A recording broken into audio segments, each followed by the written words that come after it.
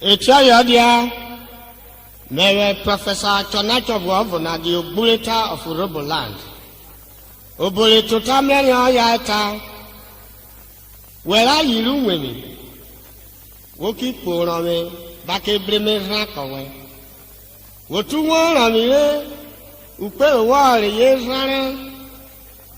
What will I be your salary? What will you like to bring? What you are daffy? In Memuki Woolway. Atano Onyo Yeri Kubero me Rockman, that marriage is the highest human cooperation, and for any marriage to succeed, it must be based on love.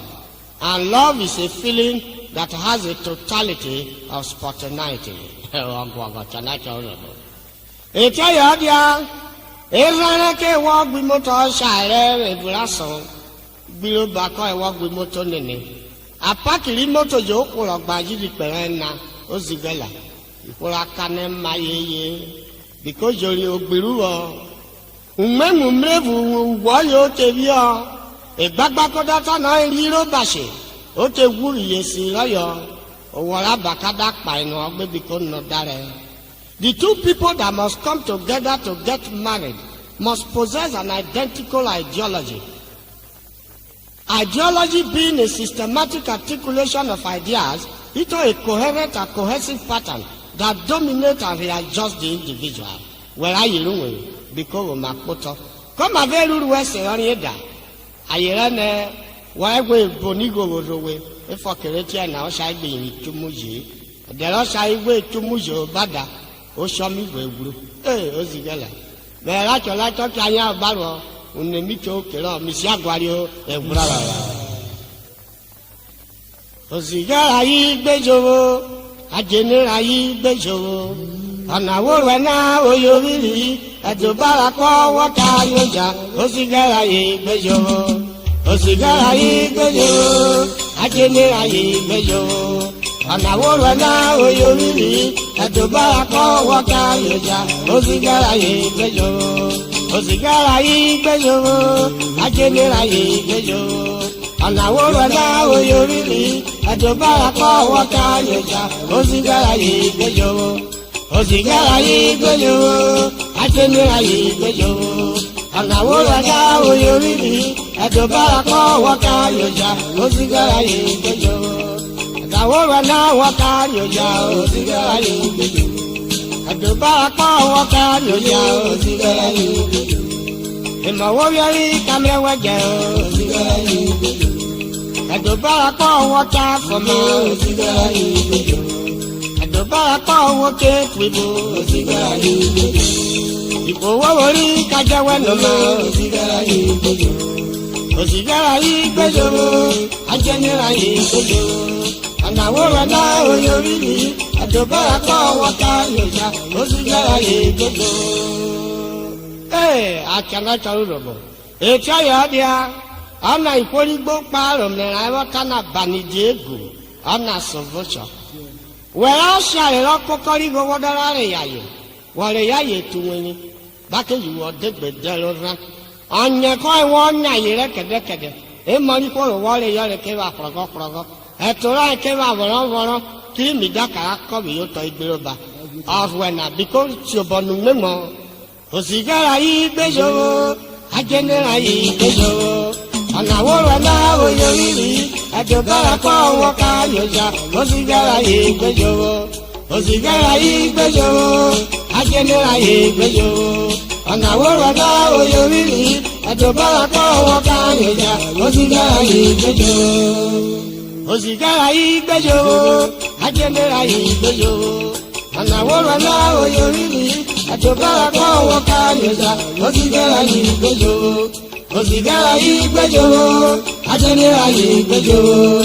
Anawo na oyoriri, adobara ko wota yoja. Ozighe ayi gbejowo. Adobara ko wote twibo. Ozighe ayi gbejowo. Adobara ko wota foma.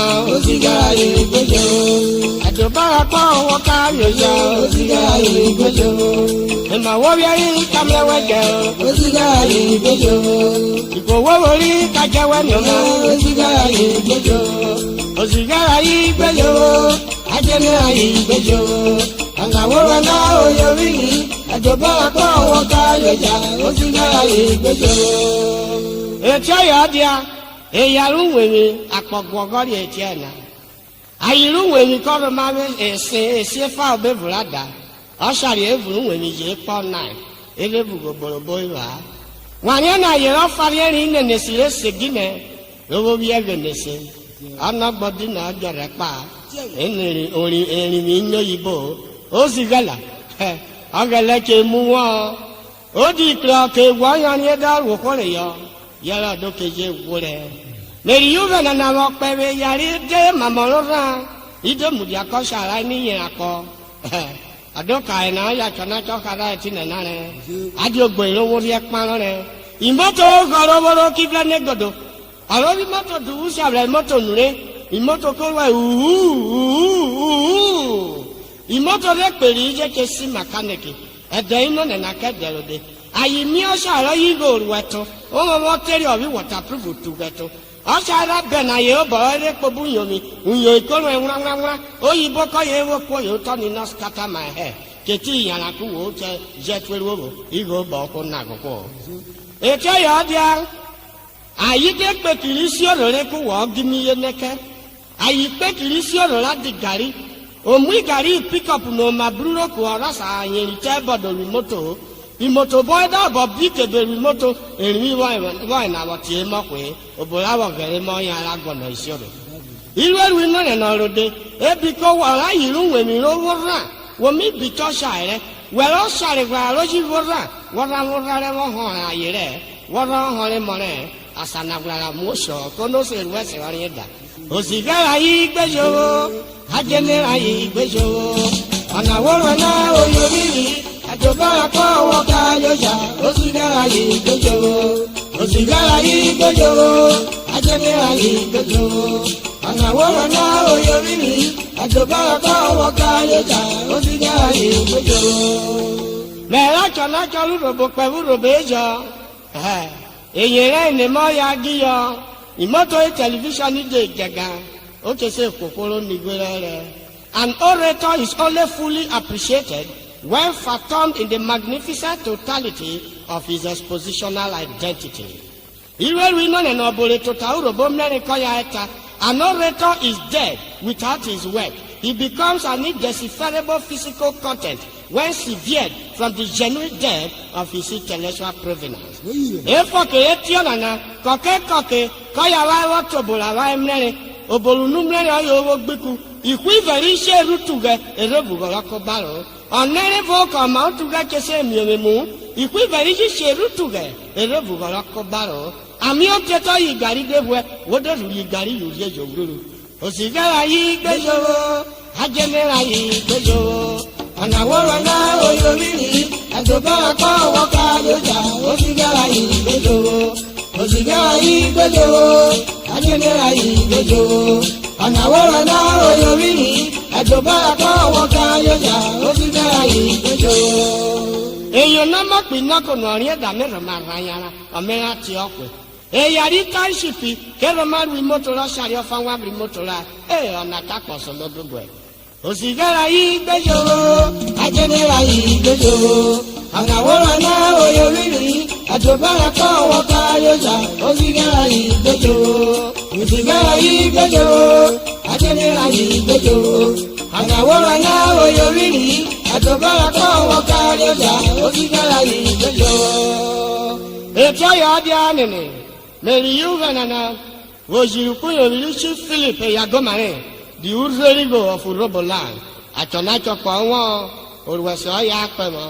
Mẹ̀jẹ̀rì yìí fẹ̀nàna wòjìrì Chief A.M.O. Umude the Chabo of Agbo Kingdom Chairman Nigeria Red Cross Society Lagos State branch ọ̀sẹ̀ wẹ̀kọ́ bí wọ́n òpàgádé ṣèkọ́ bẹ̀rẹ̀ àbọ̀ ìrẹ́rù iná nẹ̀nà ìhùndé nyọ́ká kọ́ra fúnra òtárí ìhùndé bùnà òwúkọ́mọ̀bọ̀ òrọ̀kọ̀ yà yẹ wíyẹ pa wọn wọ̀nyí dàrọ́ gọ́mà báyìí apá wáwọ́rá gbọ̀nyí kì í lásìsà ìfọ́ra kadà wà bọ́ a. Ozighe yìí gbẹ́jọ́ ajẹ́nira yìí gbẹ́jọ́ ọ̀nà wọ́rọ̀ náà oyori yìí àjọba àpá ọwọ́ ká yọjà. Ozighe yìí gbẹ́jọ́ bejo, agenera bejo. And I wanna know you really at the bejo. History is too full of fake Plymouthines, betting their wounded spirits in the tragic stream. Even Urhobo, I'm a Achonacho. I am involved in the promotion of Urhobo culture. Culture is a distinctive and transmissible network of symbols which characterizes a designated aggregate of people. The two things that must come together must possess an affinity towards each other. To attain purity of mind, one has to associate with people of evil temperament. Agenera bejo, and I wanna know you really at the Baraka, what are you?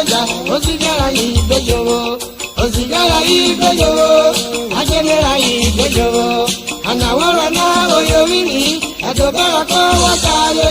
Ozighe bejo.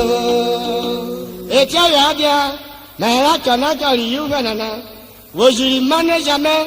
O miragwa emefeka umude na Achonacho konwe mama ulo baba bu se mushunu yomi mejeri yuve nana wo kuyomi mama lucky akejeva alogbarwako anekera kawa mejeri yuve nana wo jira mama ro chabuko studio tine o miragwa odiri emasa Achonacho konwo odiri emasa na je pe mo seran chief Peter emasa ayo miragware wejo Achonacho na boko won Ozighe bejo agenera bejo ana woro na oyori adobara ko wota yoja Ozighe bejo agenera bejo ana woro na oyori adobara ko wota yoja Ozighe bejo agenera bejo and I wanna know you really at the Baraka, what are you? Ozighe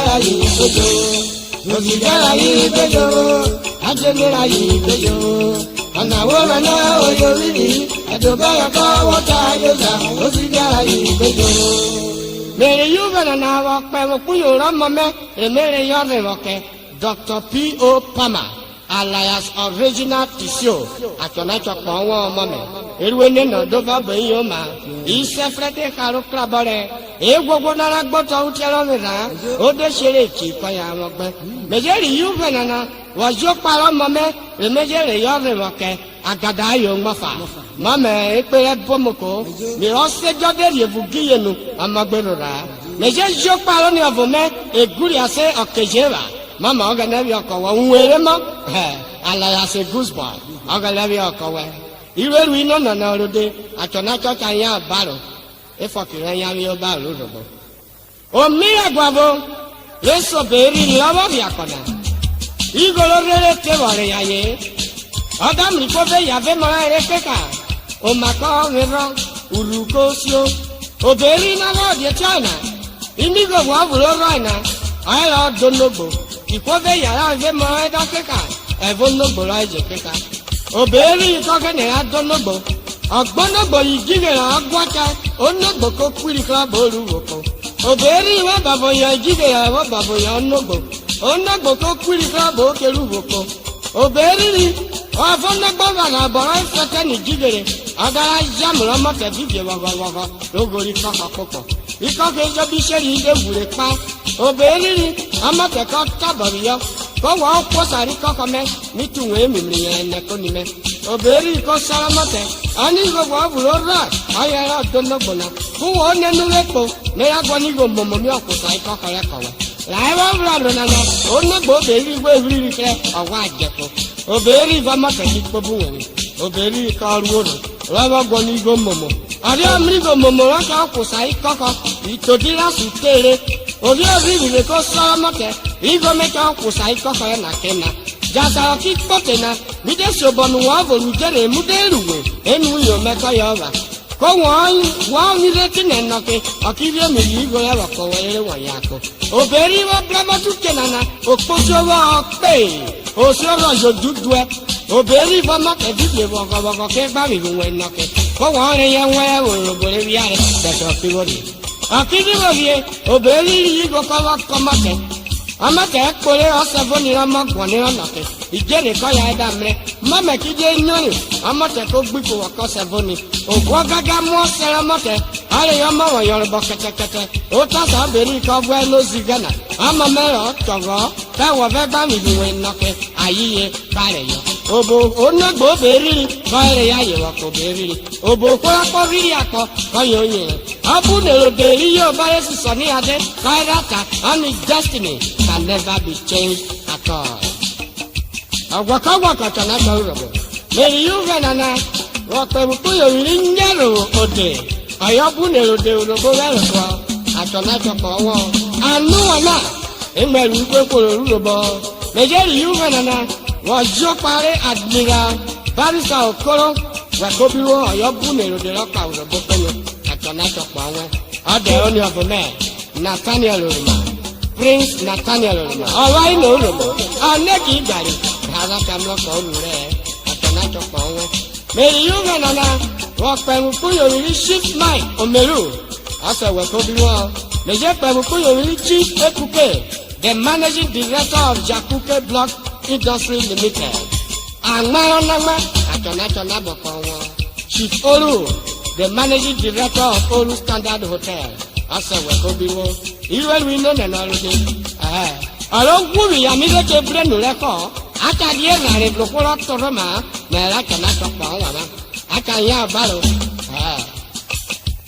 Chief Vincent Omobie. Ologun me kwa we. Iwiri. Ya kotefe ofagbo. Achonacho kwa we. Iwe wino nena aka ya balo. Omiragwa Joseph Yake. Mera Achonacho kwa we. Oyombu ye Urhobo. Rock pariwe Urhobo penu. He's a dealer in records. Achonacho nabo kwa we. He's also a promoter. Achonacho nabo kwa we. If you don't know any don ya nokyo. Ejane kote kwevu. Jebie nagero. Ikole tana emupa we ejobi shife yake. Oganecha kusaka. Owokolo teje go adia kope ya nenu. Iwe wino nena olude. Chief Felix Ibru. Ologun mepa won. Oyi governor Yesusu Urhobo Warrior Riveri Delta State. Mejeri yuve nana. Wakwe Chief Sunday Agbogbo. The managing director of Someni Nigeria Limited. Ewene na Dova Boyoma. Chief Godwin Inuma. The managing director of Aro Okorokoro. Aya Barwo. Ede wati sheko yere kawo wekro. Meje pẹ̀lú Honorable Donald Oke. Chairman Open Local Government Area. Achonacho kwa we.